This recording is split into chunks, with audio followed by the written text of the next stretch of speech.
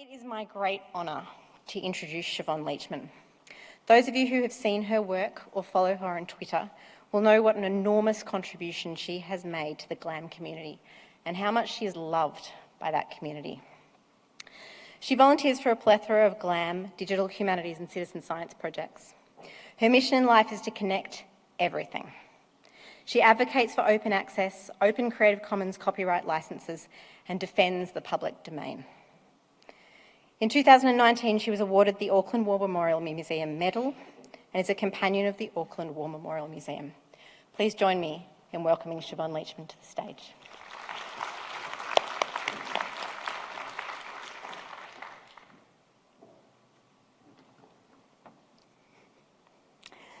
Thank you for that lovely introduction, Nicole. I'd like to first respectfully acknowledge the traditional custodians of this land, the Boonwurrung peoples of the Kulin Nation, and pay my respects to their elders, past, present and emerging. I also want to thank the VALA Organising Committee for inviting me to speak, and especially the VALA community for making me feel so extremely welcome here at this fabulous conference. Now, I feel very privileged to be here because I am not a galleries, libraries, archives or museums GLAM professional. What I am is an avid reuser of GLAM digital content and data. Content and data that many of you spend your professional lives helping to create, curate, catalogue and care for. Today, I want to take this opportunity to tell you how I ended up here on this stage. I'm hoping by telling you my story, I can show you how vital folk like yourselves are and have been to my journey. I'm wanting to show how the GLAM community have enabled me to engage with, to reuse, to join in the effort to improve GLAM collections and their metadata. So I'm hoping by the end of this presentation, you'll be inspired to consider the practical steps you can take to positively affect digital visitors like me. Practical steps you can take so that digital visitors might deepen their engagement with your institution's collections and data.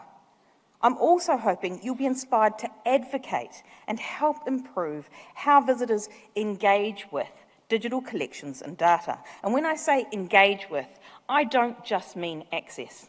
I mean reuse, if appropriate. So how did I get here? My GLAM digital journey started about 6 years ago. Prior to that time, I'd physically visit libraries to get books out. I'd physically visit museums and galleries to see exhibits. However, the extent of my digital interaction consisted mainly of looking up opening hours or working out whether I wanted to visit particular GLAMs while I was on a holiday. But 6 years ago, I was looking for a new challenge, a mentally stimulating hobby that I could enjoy. My sister Victoria suggested digitally volunteering for a museum. She encouraged me to try my hand at transcribing with the Smithsonian Transcription Centre. Now, the Smithsonian Institution had recently set up this website, and it allowed volunteers to transcribe scanned, handwritten text into a machine-readable form. They wanted to add this content to their websites and their catalogues to make it findable, searchable. Now, Victoria enjoyed volunteering for them and wanted me to join her. Now, my sister is a GLAM professional. She works for the New Zealand's National Museum, Te Papa Tongarewa, and truth be told, has been the most influential GLAM professional in my life. She has taught and inspired me so much. And by suggesting I try transcribing for the Smithsonian, she inadvertently changed the course of my whole life. When I started with the Transcription Centre, it was in its beta phase, and I was your typical first-time contributor to a crowdsourcing project. I went to the site, I didn't bother creating an account, I didn't read the instructions, I just did a little bit anonymously. Now, I'd never done this type of volunteering before. I didn't know anything about transcription, about crowdsourcing, about online contributions. But after a few false starts, I got lucky. I found a project in the Transcription Centre that was a match made in heaven for me. I met the long-dead, but in my eyes, fabulously wonderful natural history museum professional, Vernon Orlando Bailey. In the space of a rainy, long weekend, I sat down and helped fully transcribe one of his field journals from 1906. Now, he was travelling in the Midwest of America to study wolves. He didn't know it at the time, but this was when wolves were hunting being hunted and being wiped out. They were being hunted to the point of local extinction in most of the areas he visited. And I was immediately sucked in by his spare writing, his pen sketches, the surprise of an occasional photograph or lyrical prose description of his surroundings. I kept transcribing because I desperately wanted to know what happened next. I was so much I was actually prepared to read the instructions of the project just to double check what I was doing was correct. Now, this long-dead man with horrendous handwriting became real to me, almost like a friend. Even now, every time I think of him, I feel this wave of affection come over me. By transcribing his journals, he taught me so much. Turns out you don't even have to be alive as a GLAM professional to inspire users to engage with GLAM content. Now, the first thing he taught me was how limited my concept of time was. I mean, 1906 used to seem, to me, such a long time ago. But now, to me, it's when my friend Vernon existed. It's like a blink ago. He also taught me the importance of field journals and how important they are to natural history. His was so packed with information on the state of biodiversity in the Midwest of America. In another journal of his, he mentions seeing and observing a passenger pigeon. I mean, this is a bird that used to be so numerous, it darkened the skies for days during its migration. A bird that went extinct due to overhunting and deforestation. But when my mate Vernon saw it, he didn't know it was going extinct. He gave me a crash course in biology. He taught me the importance of binomials, the scientific names of species. I mean, the last time I'd learned about them was in high school. He taught me about species synonyms, how species names change over time. He taught me my brain was designed for and absolutely adored pattern recognition. His writing really is that horrendous. But if I wanted to know what happened next, I had to decipher it, and I had to be patient. And after a while, I'd get my eye in, and what used to be illegible became much more easily readable. Now, GLAM professionals often ask, what motivates me and others like me to make this time-consuming contribution? They normally want to know so that they can ensure the design of their projects are successful. They want to attempt to satisfy that motivation. Well, when I first started transcribing, I was motivated by pure enjoyment. I enjoyed it because I liked Vernon, because he described just enough of his surroundings to encourage my brain to fill in the blanks, to make a mental movie about what I was transcribing. Now, once I finished that journal, I moved on to other projects. And what made me stay with the Transcription Centre? First, there were so many other interesting and challenging projects, but one of the main reasons was because of the social element to my digital engagement. I made a lot of friends. Now, I recognise that folk may think digital volunteering is an insular, remote activity. After all, if I'm digitally volunteering remotely in my New Zealand living room, exactly how social is it? Well, it turns out, as a result of social media, very social. I started by following the Transcription Centre Twitter account, and then I also followed the Smithsonian Archives and the Smithsonian Libraries account. And that was how come I came across Rick Ferrante, the Digital Services Director and Archivist at the Smithsonian Archives. Now, he had tweeted out how elated he was that Vernon's journal had been completely transcribed in such a short period of time. In that one tweet, Rick taught me that behind what appeared to be a really intimidating, prestigious organisation, there were folk just like me, who got excited about the same subjects I get excited about, who were fans of Vernon, just like me. Social media helped me make that connection. Now, over time, as a result of social media engagement, I've come to realise that GLAM institutions are containers of this continuous, ever-changing group of people who all seem to love the same sort of things I do. However, GLAM institutions can be intimidating. I still find them so. They are full of subject experts who can overawe users as a result of their reputation.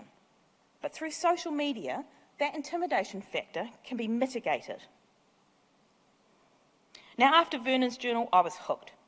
I started looking for other projects in the Transcription Centre, and I transcribed digital humanities content, diaries and letters of artists, astronomy logbooks, photo albums, diaries of the inventor of Bakelite, he was really cool, logbooks of clock manufacturers, botany specimen sheets, bumblebee entomology labels, and of course, more field notebooks from scientists. The breadth of projects was fabulous, but I definitely gravitated towards natural history content. And it wasn't just plain enjoyment now that was motivating me. It was the love of learning new things, so many new things, content I didn't even realise existed. I mean, it was starting to dawn on me exactly how varied and important the contents of cultural heritage organisations are. I knew about the front of house collections, but I'd never really thought about what was held back of house. I had no idea about the amount of handwritten documents held by GLAMs. And once I started to get an appreciation of the scope, I was motivated by a desire to help so that everyone could have access to these amazing collections. I was also beginning to learn the potential for progress when that information was unlocked. Now, as rewards for the work we were doing with the Transcription Centre, they would share presentations by scientists, librarians, historians, telling us volunteers what they would do with the information we were transcribing, the research we were helping with. I remember a particular presentation by a botanist explaining the science that could be done with the transcribed data of handwritten specimen labels, how they could use the species names, dates and location data to show the spread of invasive species or the shrinking of a range of an endemic species. And once I worked out how important this data could be, I was even more motivated to help. I mean, I could do my small part in assisting the preservation of species. These presentations forced me to think about data analysis and research that could be done once the documents were in a machine-readable form, how the data I was transcribing could be reused. Now, it was not long after I started transcribing that I became aware of the Transcription Centre project manager, Dr. Megan Ferreter.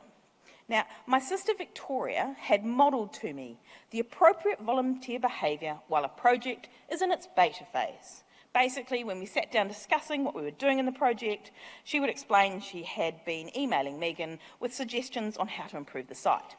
So, I started to do the same. I emailed and tweeted Dr. Ferreter to help make the site easier for me to use. I also started engaging not just with the Smithsonian folk, but also the other transcription volunteers, again over Twitter. Now, Megan had been using the hashtag volunteer on both Twitter and Facebook. This enabled us Transcription Centre volunteers to easily identify each other, to introduce ourselves, and to help each other. I made transcription friends on Twitter that I continue to regard as close friends. People like Diane Shaw, who also happens to be a cataloguer at the Smithsonian Libraries and a Wikipedian. People like Michelle Marshall, a fellow transcriber I would go on to work with on another project involving women scientific illustrators. And we would all work together to push the transcription centres along, one person transcribing, another person reviewing, transcription tag teaming. Megan's wholehearted enthusiasm for any contribution volunteers could make was infectious and inspiring. She was so supportive and generous in helping us with whatever us volunteers decided to do. Now, she also modelled to us the appropriate and type of behaviour expected in the project. Polite, friendly, inclusive, adaptive, always thinking about what she could do better to improve. Her most used word appeared to be iterative. Most importantly, she was generous with her time.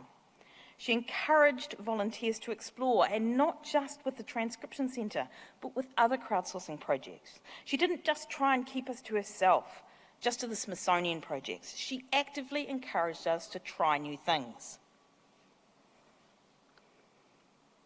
Now, Megan encouraged me to think about crowdsourcing in general, to read papers and blogs, watch presentations, to really think about crowdsourcing as an academic discipline.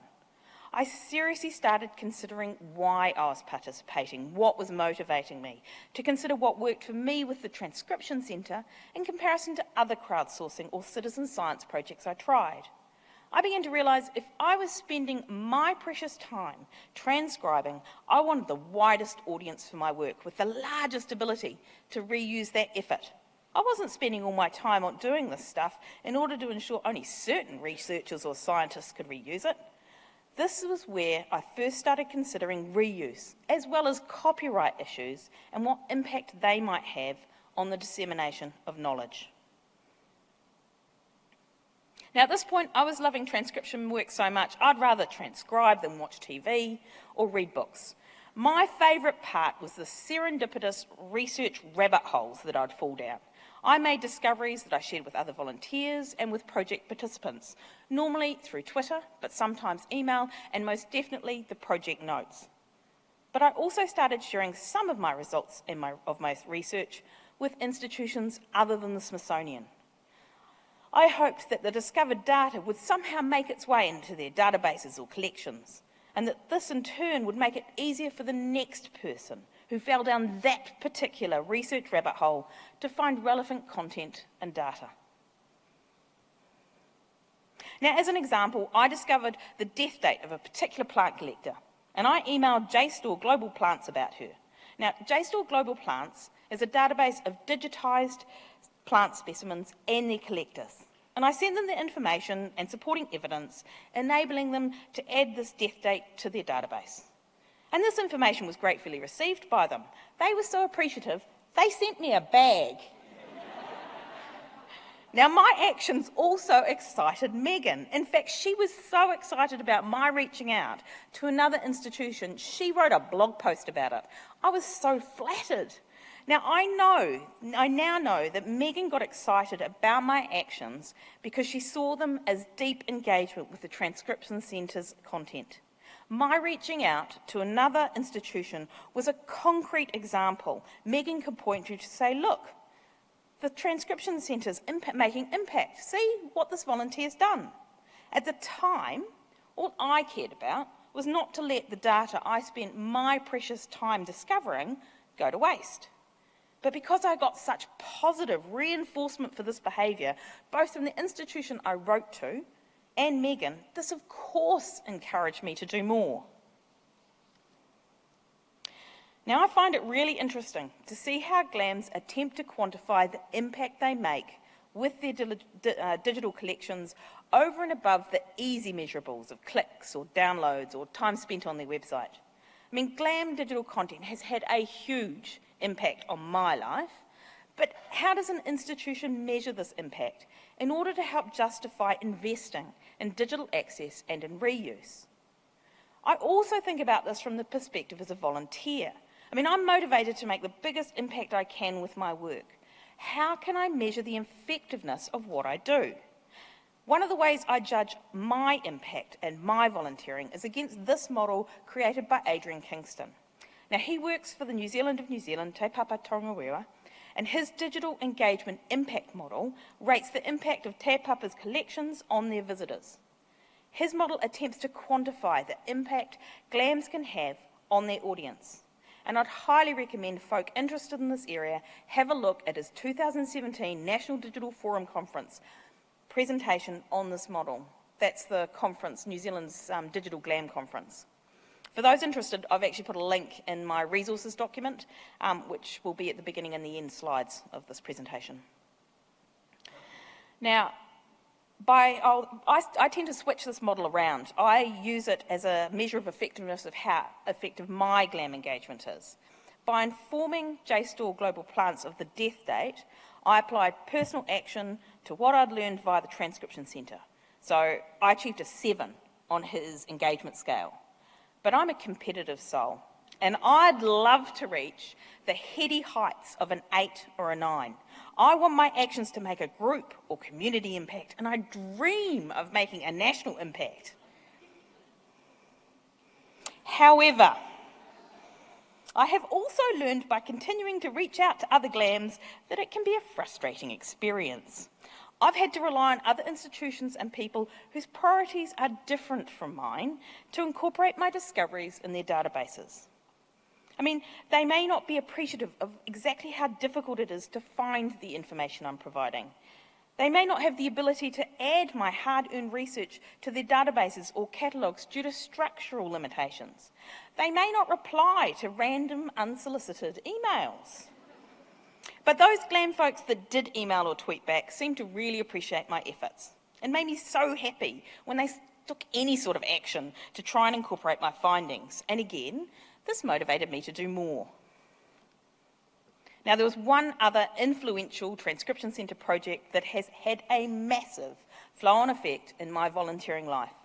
I helped transcribe an unassuming catalogue put together in the early 1900s by Joseph Nelson Rose. He was a botanist for the American National Herbarium, and he had created a list of plants donated to that herbarium. He'd catalogued them and listed what was sent to him, and most importantly to me, who had sent them. It was while transcribing this catalogue that I noticed many of the names I was transcribing were women. Women who were contributing to science in the early 1900s by collecting and sending in specimens. So many more women than I had expected to see. And I got curious about these women, and again, couldn't resist researching them. An example is the marvellous Rose Collum. Now, she was a prolific collector of specimens, the first paid botanist of the Grand Canyon National Park, and supported the establishment of the Desert Botanical Garden in Arizona. If you want to know more about this amazing woman, read her Wikipedia article. We volunteers discussed the discoveries we were making about these women while we were transcribing, and of course Megan gave us amazingly positive feedback. The Smithsonian Archives got enthusiastic about our research.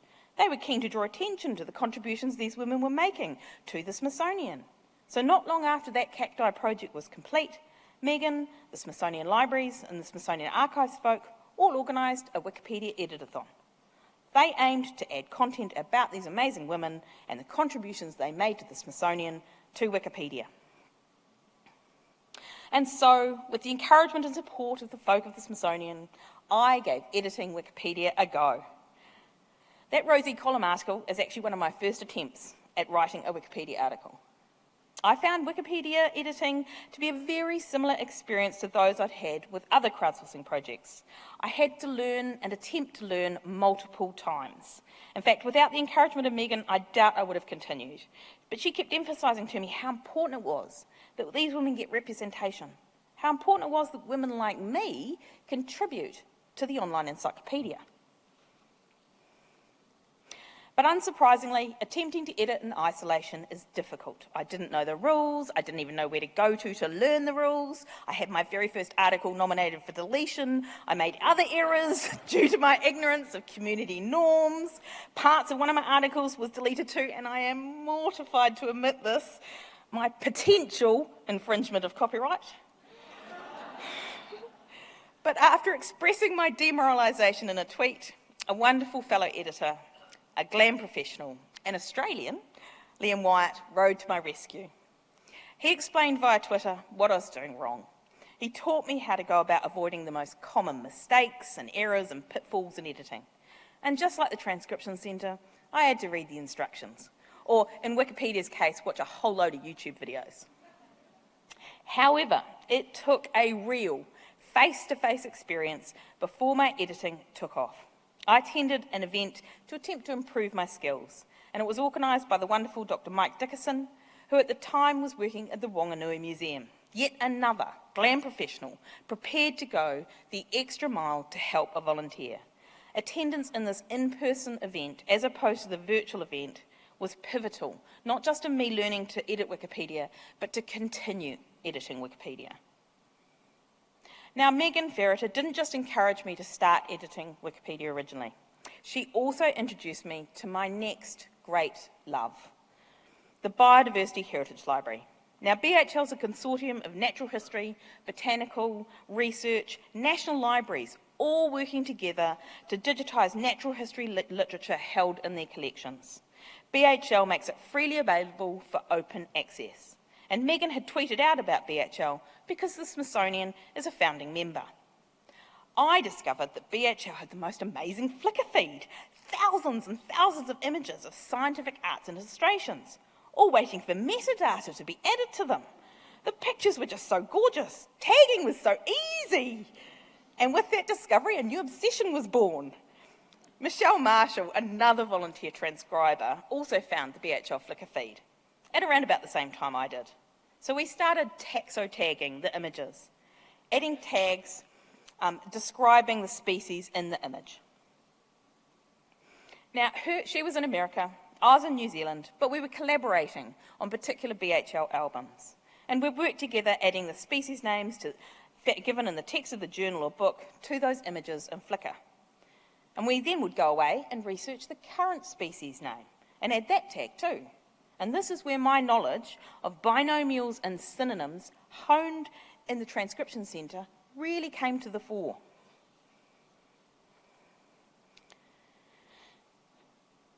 Now, during this work, I learned a lot about scientific literature held in BHL, particularly the importance of the first description of species. I had to read through old scientific papers and monographs to find these names of species that had been illustrated, and I absorbed the information just by pure osmosis. I also learned about machine tags. These are tags that computers can read, and this was my first exposure to triples being used to describe relationships between things and to linked open data in general. The taxotags we were adding contained machine-readable, structured metadata about the species in the image. Now, it was while participating in this project that I met Grace Costantino, the social media manager of BHL. She's yet another of those GLAM professionals who has affected my life so positively. She, via the BHL Twitter feed, enthusiastically encouraged our tagging efforts. She was so appreciative and supportive. She explained the impact of our contributions, including how our tagging was helping her with her BHL outreach work. And again, this positive reinforcement resulted in us wanting to do more, to help. Now, the tags Michelle and I were adding ensured that the images were much more easily findable in Flickr, but they had a wider impact. If the image and its metadata were reused by other organisations, our tags were reused as well. And one example of this was Wikicommons. Now, Wikicommons is an open image repository.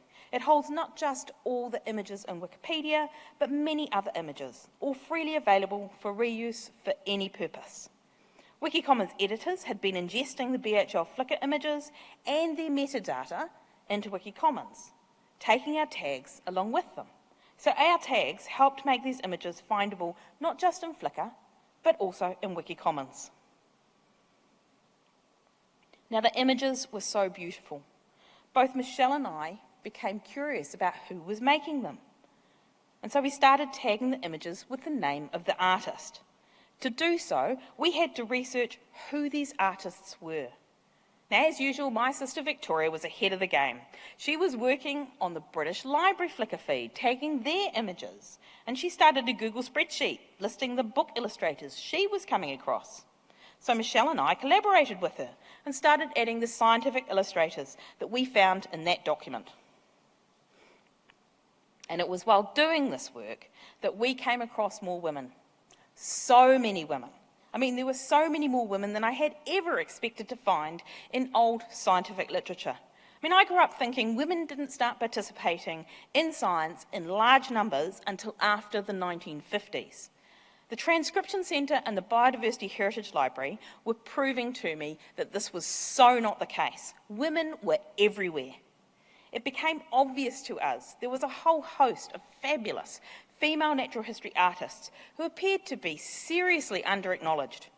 I mean, when I Googled them, I could find very little about them on the internet. That Google info box that normally pops up on the right-hand side of a search, well, that was frequently missing. There were maybe acknowledgements of the illustrator's work in the actual book, and if I was lucky, there might be a library or archive blog about the book, possibly mentioning the artist, but frequently there wasn't even an acknowledgement of these illustrators in the library catalogues themselves. And this included the BHL catalogue of these historic, but still scientifically relevant works. Now, to me, library catalogues in general seem to me to have a bias in favour of those folk who create the words to the detriment of those folk who create the illustrations. And I'd adore it if someone did some research on this, because despite looking, I haven't actually managed to find any literature that supports my anecdotal experience.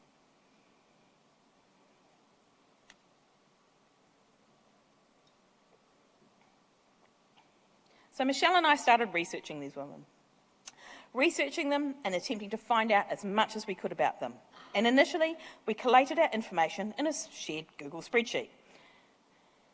We often came across other works that these women had illustrated or authored that weren't in BHL. So the wonderful Grace, the social media manager, taught and encouraged us how to give feedback, requesting that these other natural history books be scanned and added to BHL. And at the same time, both Michelle and I were searching for a way to share our research to make it more impactful. I mean, we'd come across the Stuttgart database of scientific illustrators.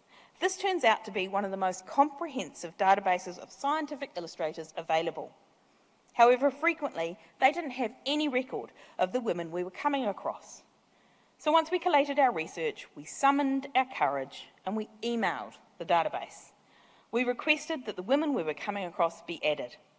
And most of the time, our research was thorough enough to ensure that we were successful. But this led us to thinking, if we could get these women added to the Stuttgart database, why couldn't we get them added to the BHL catalogue? I mean, BHL had creator identifiers for contributors to scientific works. Some scientific illustrators already had a BHL creator identifier already. Could we ask BHL to add these women to their catalogue and generate creator identifiers for them? And again, this is where our collaborative relationship with Grace came to the fore. Grace suggested we submit a request that the women's names be added to the BHL catalogue record. Now, this turns out to be a more convoluted process than it might appear. BHL metadata is sourced from numerous contributing institutions. And since this is a cataloguing change, BHL protocol requires that the change be submitted as a change request to the BHL cataloguing group for review and final approval. So to obtain this change, it's not just a rubber stamp sort of process. We had to back up our request with sources, with proof, in order to get the catalogue changed. But we were successful. And after that initial first success, we began to make these cataloguing requests frequently.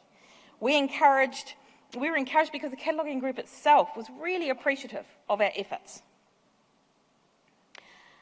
But despite the catalogue being amended, there was still no public place to collate all our research on these women. Both Michelle and I were wanting to find a way, any way, to ensure that our research finds that we made on these women were easily discoverable by others. And Michelle was even created a blog and a Twitter account dedicated to scientific art in order to have a place for our research. Ideally, I wanted us to find enough information and citable sources on these women to be able to create a Wikipedia article about them. But one of the main barriers to obtaining a Wikipedia article for these women is Wikipedia's notability criteria. The women have to be notable for the purposes of Wikipedia to get an article. And to be notable, they need significant coverage in secondary sources. It doesn't matter how amazing they are if there are no magazine, journal, newspaper, or scientific articles about them. If there's been nothing written about them, I'm stuffed.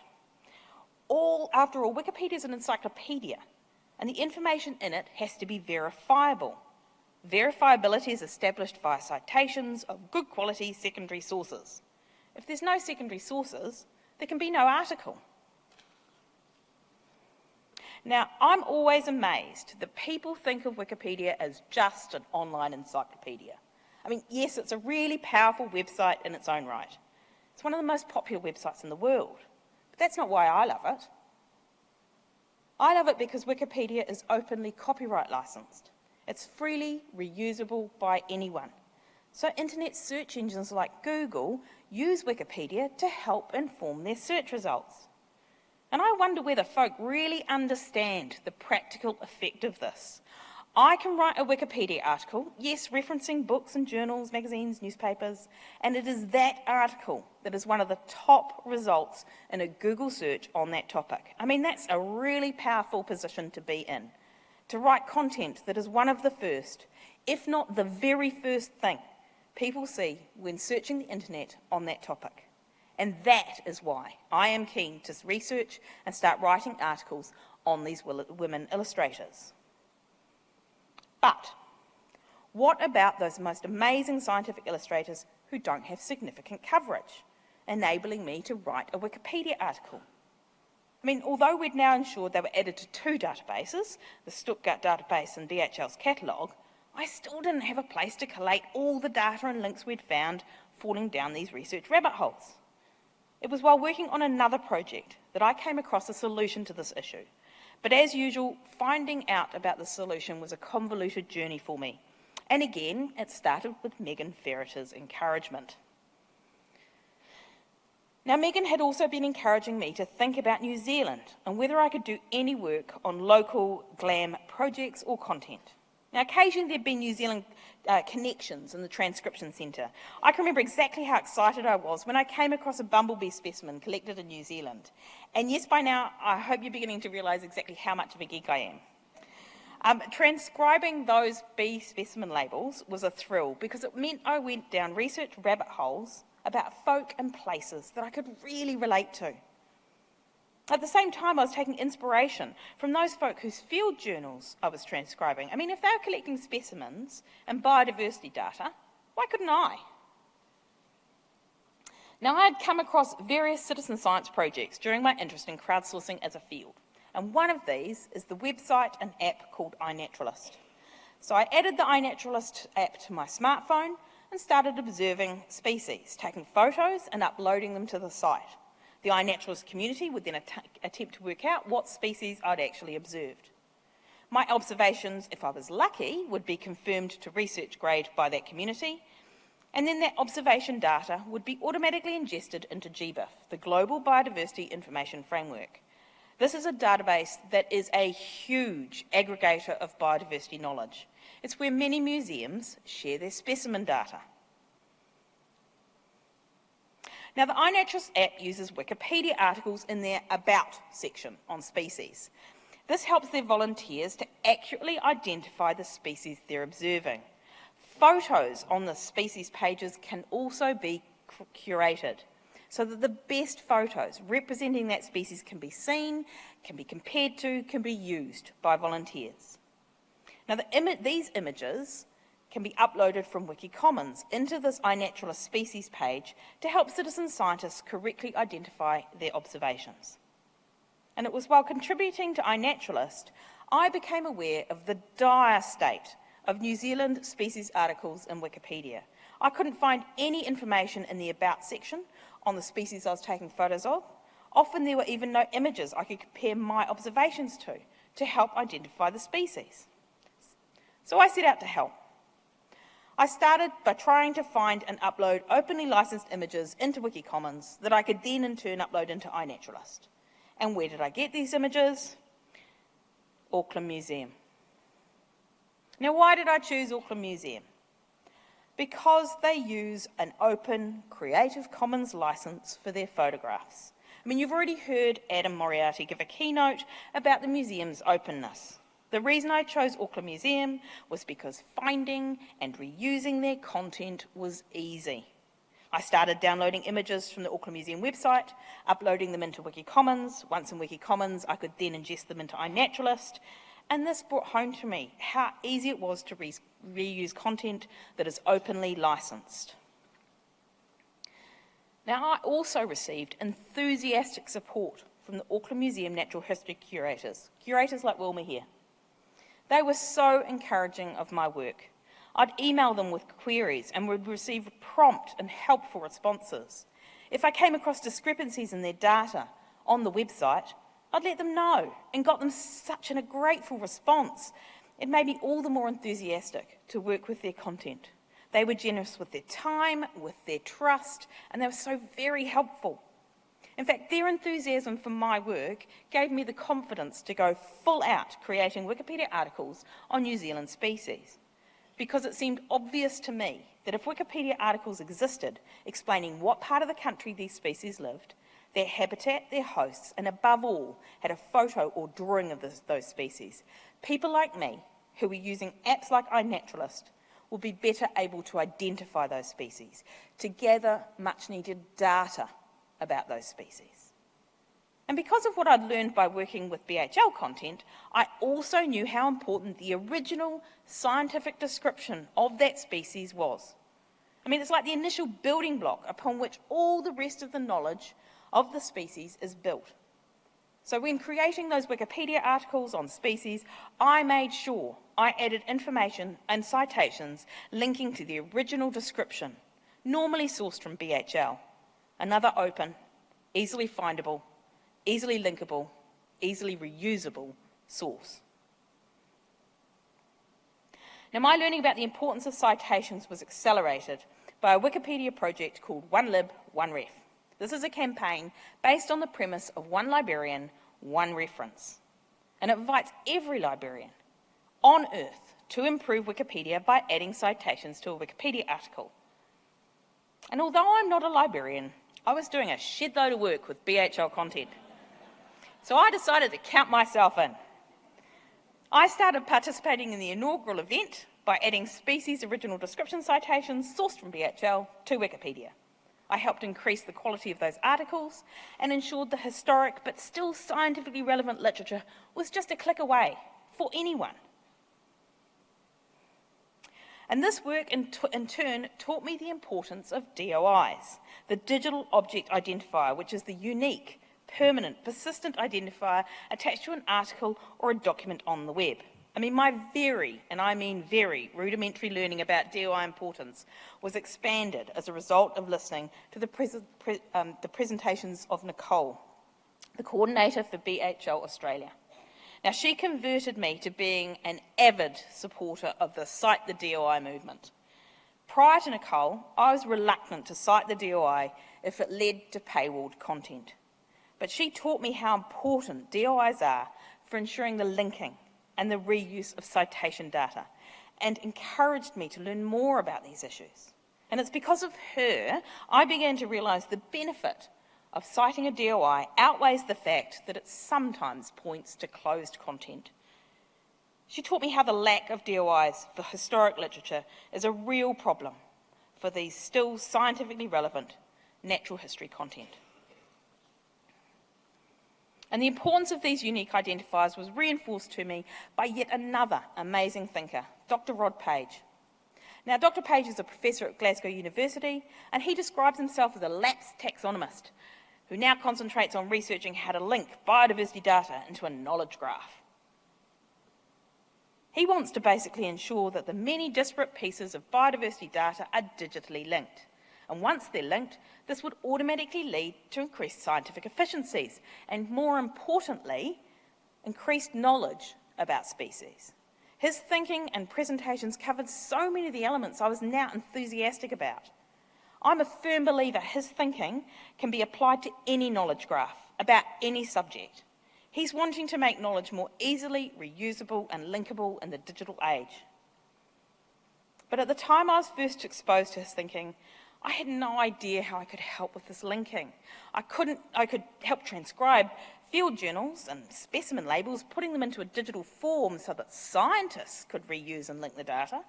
I could upload specimen images and cite publications in Wikipedia, but again, so that those resources are more easily findable, but I had yet to come across a way that I could help actually link these elements.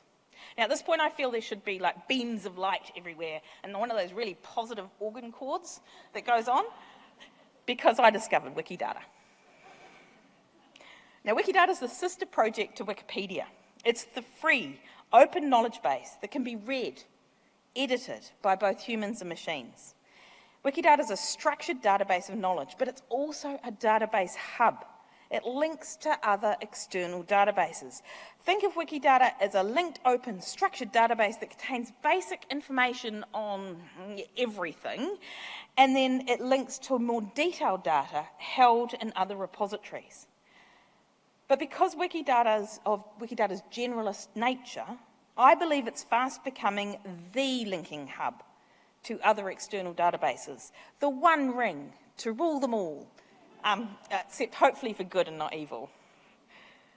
So finally, I had found a place I could put all my research, all the connections I was finding for my women's specimen collectors, for my women's scientific illustrators, for my New Zealand species, for journal articles, their authors, anything and everything I was working on.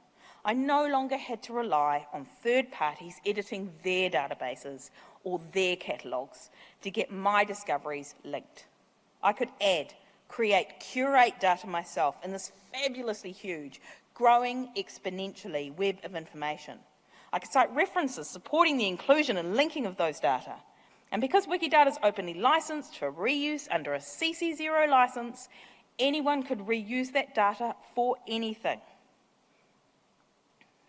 So for our women scientific illustrators, I added as much of our research as I could to Wikidata.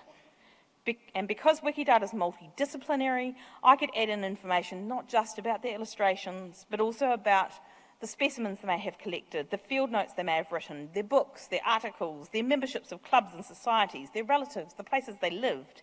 I could represent them not just as illustrators, but as multifaceted people. And then I would add external identifiers, and not just the ones that we had created, well, asked to be created, the Stuttgart database ID or the BHL creator ID. I'd add as many identifiers, external identifiers, as I could find. And my strategy was to make these artists and the current knowledge about them as visible as possible. I was hoping to increase the likelihood that researchers would find and use that information, add to it, generate secondary sources that I and others like me could in turn use to write a Wikipedia article that would ensure a Google search on these women would return a result, encouraging more research. Now, one of the accomplishments I am most proud of is that the work Michelle and I had undertaken was reused by Grace and her colleagues in the BHL Her Natural History social media campaign. Now, Her Natural History aimed to increase the awareness of and information about women in biodiversity sciences. The research Michelle and I generated and the Wikidata work I had done helped BHL decide what women to concentrate on for this campaign.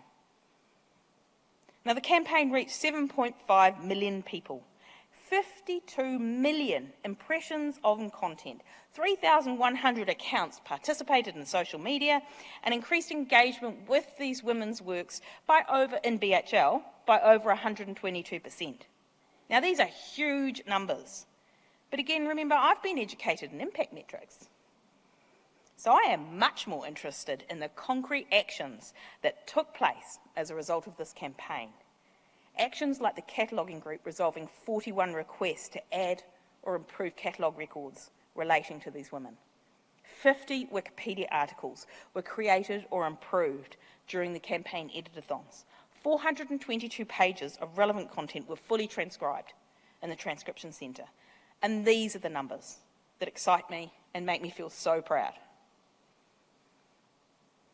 And because I could see the massive potential of Wikidata, my work in that project began to dominate everything. I started to do less transcribing, less taxotagging, even less Wikipedia article writing, and instead would add to and curate Wikidata. And again, I concentrated on the area I was now really familiar with, biodiversity literature. I'd add to Wikidata items on creators of scientific articles, pulling as much information as I could find about them and put it into Wikidata. And then I'd use Wikidata tools to link their Wikidata items to the Wikidata items for the literature they'd produced. Now, as any cataloguing librarian knows, in order to do this, I have to disambiguate the authors. I have to make sure that the person I'm attributing the papers or illustrations to is the actual creator of that content. And the main way I attempted to do this was by research and by using other databases. I'd ensure that the people I was adding to Wikidata had as many external identifiers from as many databases as I could.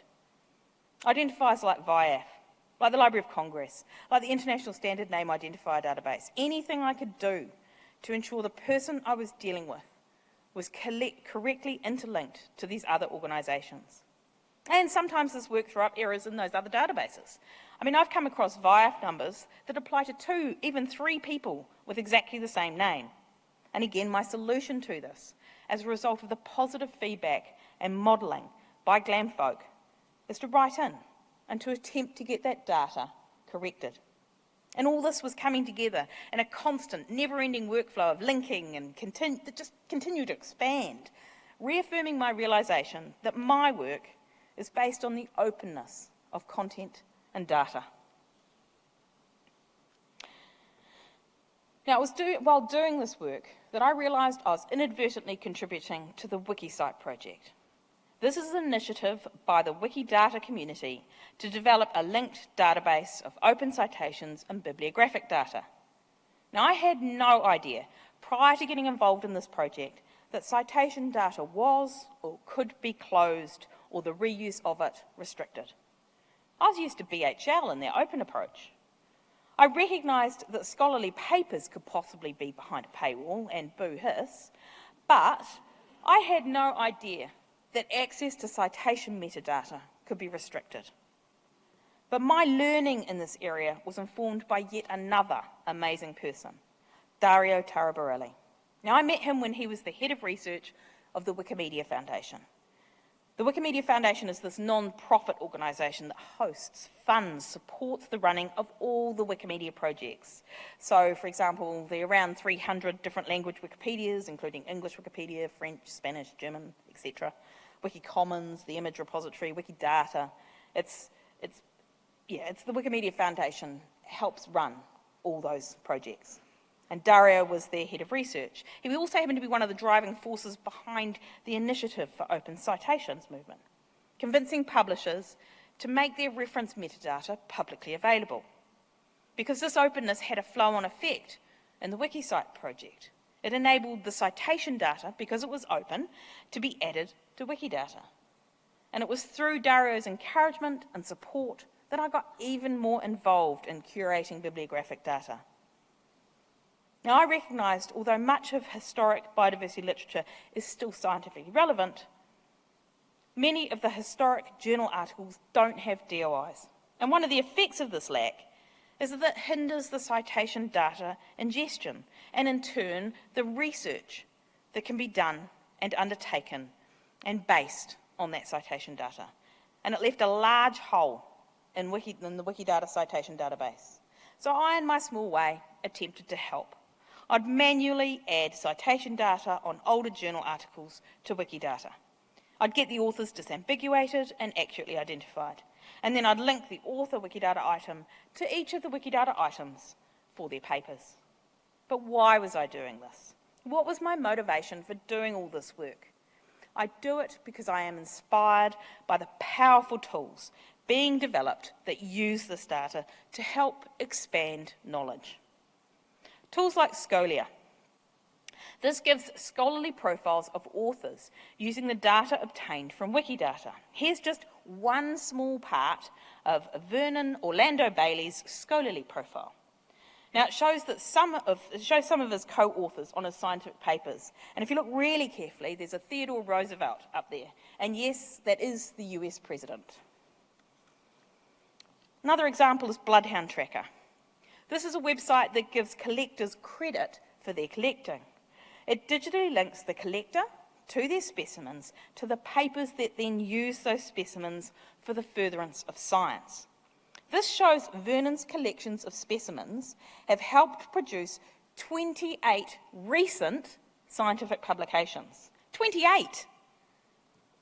I find it mind-blowing what can be done when content is available for free reuse. All my experiences with engagement with GLAM content has really brought home to me how pivotal the ability to reuse content is. I can only do what I do if websites and databases allow me to reuse content and data that they display. And as I reused more and more, I recognised how important my knowledge of public domain, copyright and Creative Commons licensing is to my ability to reuse content.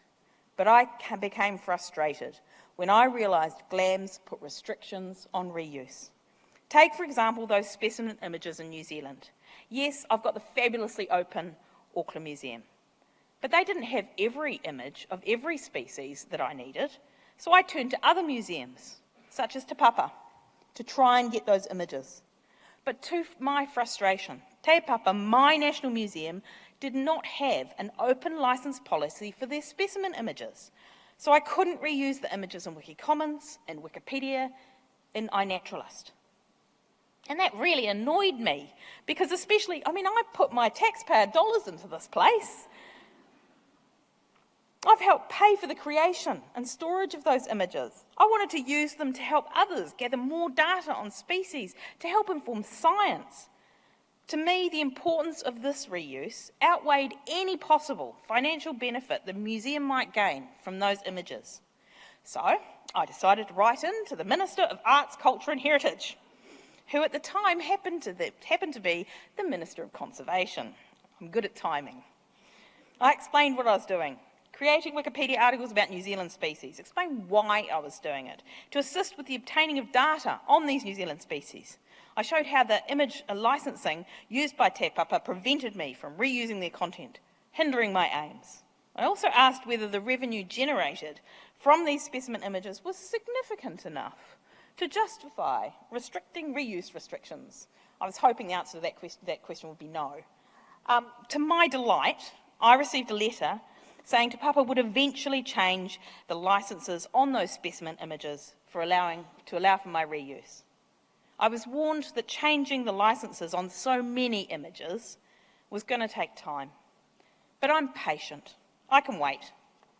This was a huge win for me and really influenced my thinking about engaging with GLAM institutions. First, it taught me not to bother with middle management. If you want to affect change, go to the top. And this success also made me ambitious. If I could affect eventual change in this one organisation, what about others? I was continually coming across content I wanted to reuse in Wikipedia, Wikicommons, Wikidata, for the benefit of everyone. Content I couldn't reuse as a result of closed licensing or restrictive website terms and conditions. Now, this was really brought home to me while working on yet another of my projects, The Art of Charles Heafy. Now, Heafy was an English-born New Zealand explorer and noted artist of works showing early colonial life in New Zealand. His works are spread over numerous collections in New Zealand and Australia. And I wanted to reuse these public domain works by downloading them from all the various GLAMs, uploading them and back into Wikicommons, to bring his works together so they could be seen in one place. Now, this project taught me so much. First, I had a wide range of experiences attempting to get access to and reuse these public domain works. Remember, these works are well within the public domain, both in New Zealand and Australia. But institutions differed in how they allowed the reuse of the copies they made and placed on their websites. Some GLAMs, via the website terms and conditions, completely restricted the reuse of these public domain works. But it was through this project that I learned that sometimes this restriction is absolutely justified. Some of Charles Heafy's works have a Māori cultural status. I undertook a steep learning curve on the cultural status of works and the issues this raises regarding reuse. I believe GLAMs are entitled to restrict the reuse of works that have a cultural status that requires that restriction. But I also want GLAMs who hold those works to help facilitate how to consult, how to request permission. And what about those public domain works that have no cultural status issues? Some of the institutions imposed what I regarded to be unjustified restrictions on the reuse of Charles Heafy's works. Works I believe which were in the public domain, appeared to have no cultural status, nor any other legitimate reason for stopping reuse. Now, I've been educated in these issues by the fabulous work of two amazing GLAM professionals, Dr. Andrea Wallace, lecturer at Exeter Law School, and Douglas McCarthy, who you'll see a photo of him next soon. He's a collections manager at Europeana. Now, Andrea's writing on the reuse of GLAM public domain digital surrogates of art is a thing of beauty.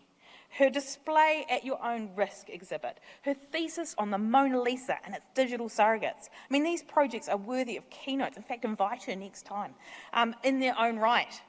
I know I will never look at the Mona Lisa again in the same way.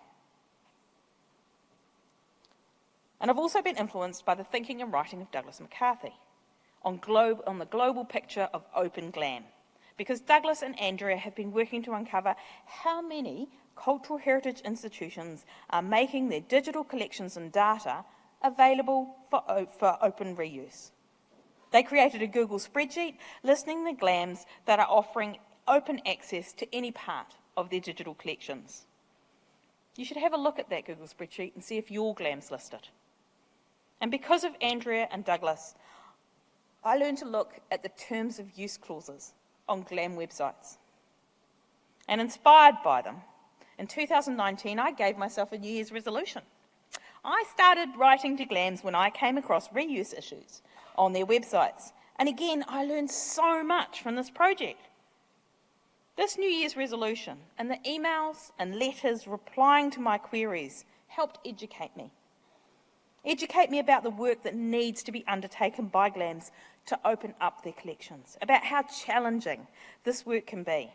I also came away from it with the belief that many GLAMs are meeting that challenge and are attempting to move towards allowing more open reuse of their digital content where appropriate.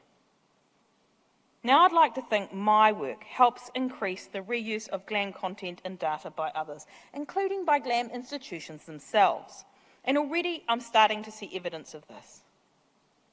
As an example, the scans of the original handwritten field notebooks that I started transcribing right at the beginning of my talk have been uploaded into BHL. And unsurprisingly, the optical character recognition, or OCR files generated from these handwritten documents, is all but useless. But recently, BHL has been ingesting the transcription centre transcriptions to replace this useless OCR.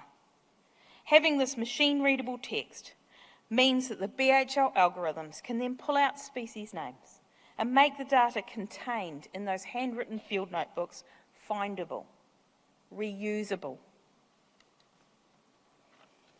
Another example is the adoption by some GLAMs of data round-tripping.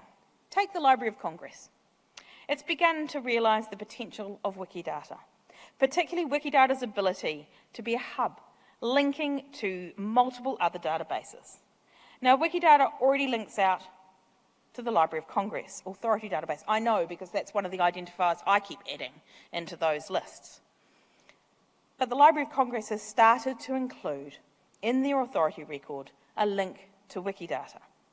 And what I can see is the potential, should many GLAMs be prepared to do as the Library of Congress has done, to make digital connections to Wikidata that helps enrich metadata of creators, collectors, collections, and catalogues. And with those connections, data can be reused, tools can be recreated, knowledge can be increased. Now, I hope by telling you my story, I've given you an insight into how pivotal and important folk like you are to the reuse of your institution's content. Because I wouldn't be here today without the countless people who've helped teach and encourage me.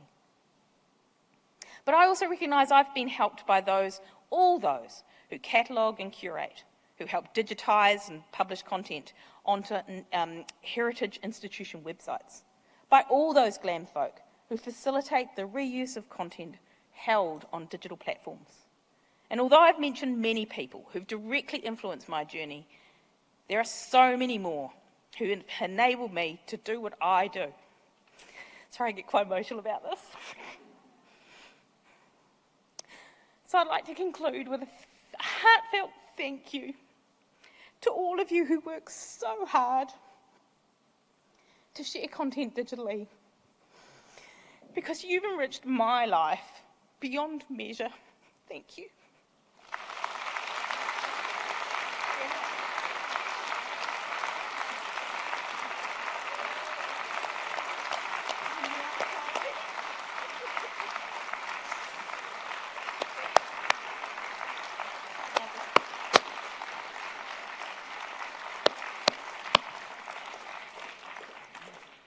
Just like to note for the sake of the camera that there are quite a number of people standing in the audience for a standing ovation for Siobhan.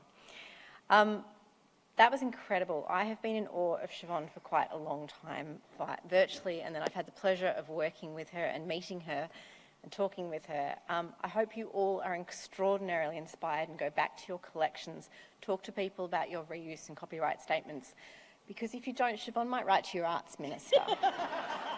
Threat. All right. I'm sure we have questions. We have time for questions. The questions should be appearing. Well, actually, that was something I forgot to do in my duties, to tell you. But I can't read it. I can read this. Good, please So do. when are you putting all of this in a book? I think that's a fantastic question. Thank you for that. I hadn't planned to. My New Year's resolution for this year, I've got my husband to get me a website. So I'm planning on, after this, I'm saying no to conferences for a little while, and I'm going to be concentrating on attempting to put all the this keynote and practically everything else that I've done recently into that website and try and make it available. But follow me on Twitter. I mean, I'm pretty good at tweeting out everything. So. And then, Has this work become a full-time job? Can I just say that Siobhan's giving another keynote on Friday for the WikiSite conference that's on Friday. Plug for that. 2 keynotes in 1 week. Has this work become a full-time job, defined full-time? It's an absolute obsession. I can't watch TV without a laptop on my... I don't like watching now. I used to like watching those Swedish and Scandi crime stuff, but unfortunately I now have to read the subtitles, and I don't like doing that when I'm trying to do Wikidata at the same time. So yeah, it's just what I love doing. I love it more than TV, I love it more than reading, I love it more than everything. I love it. So it is full-time, but I just love it so much I can't stop. And then how can we in the library field engage volunteers more while ensuring that they are not exploited and feel valued for them? Okay, if someone tried to take my hobby away from me, I'd get really irate. I don't like the fact that people won't even consider talking about me being exploited. I'm an adult, I'm extremely intelligent, and I'm well aware of working out whether someone's exploiting me. You're not. No one else does this. So you don't do what I do. Well, you do, but I do it in a different way. And with your help. So for me, how to get more people involved, modelling it. I think you should have a look at the Rijksmuseum. They have an open policy on their data and their content, but they don't just leave it there. They go and do things like have a competition to say, show us what you're doing with our stuff. We really want to be enthusiastic and engage with you to work out what you're doing with our stuff, with our content, with either digital or art that you've created. I mean, they've had things where they've seen someone take from a painting a model of, those neck rests, except it's a ruff taken from one of those 16th century paintings. They've modelled it on that. There's people who've done data dresses from these famous paintings. Instead of going to the painting and taking it and putting it on the dress fabric, what they've done is they've downloaded the metadata and put it on the fabric. So it's a really smart dress. I'd suggest help model to people what you can actually do with this content. Reading ahead, these are great questions. How much time do you devote to your volunteer work? Oh, God. Well, I get up early, and I like to do about an hour in the morning from about 6 till 7, and then I go and get the kids to school and do some housework, and then it's normally about, 10:30, 11 o'clock, and then I'll probably do an hour or 2 then, and then I'll run some errands, like go to the supermarket and stuff like that, and then come back, and then it's time for kids, and then it's after school activities. While they're at after school activities, I'll have my hotspot on, and I'll do some in the car, waiting for them to come from their sport and stuff, and then we'll come home, and then I'll cook tea, and then in the evening I'll sit in front of TV and do it for about 3 hours. This is my favourite so far. Can I be part of your girl gang? And I would like to ask that personally as well, but it does come from the audience. Yes. And this one's great too. How hard is it to talk to normal people now that you've fallen so far down the glam rabbit Oh, hole? the thing is, my normal is my mates on Twitter, and most of them are people like you. So, so what your normal is my normal. And yeah, but anytime I actually talk to people like at parties and stuff, and they say, "What do you do?" and I say, "I'm a mum, but I'm also an obsessive about this particular hobby," they get really fascinated. They're really interested to hear what can be done. Most people, once you tell them what the potential is to do with stuff, that you're allowed to reuse stuff in any way you like, they get really excited. So yeah, I know I'm not normal, but normal people like me. I do believe Siobhan Leachman has just defined us all as normal. Have you considered getting a GLAM qualification, or would that kill the buzz? Why? No, because then if I got a GLAM qualification, I'd have to study stuff that other people told me to study, and I'd have to work for people that other people would tell me what to do. And I don't want to do that. I'm quite happy going down my own little rabbit holes and going off on little journeys and engaging how I want to.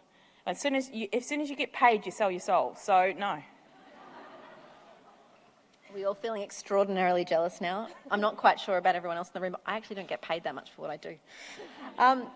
Is it easier to successfully request corrections and additions to catalogue records as an external researcher? When our library staff point out errors in our museum's CMS, they don't want to know. No. I've got about a 50% hit rate. So, I mean, sometimes if I really think it's important, especially if it's anything to do with women or underrepresented groups, I tend to stick my toes in. If it's an old white man, I think, someone will get around to it at some point. But, but if it's a woman or an underrepresented group, I'll write back. And nag quality, I'm really good at that. And eventually they just do it to get rid of me. Those are all excellent questions, thank you, and thank you for your answers. I don't think I'm qualified to do this, but I would like to thank you on behalf of the room, on behalf of all of the organisations that you contribute to, on behalf of our collections that you have made accessible, discoverable and linked, and on behalf of all those underrepresented, unnotable women throughout history who you are bringing to the fore and making now notable. So thank you very much, Siobhan Leachman, for such a fabulous keynote.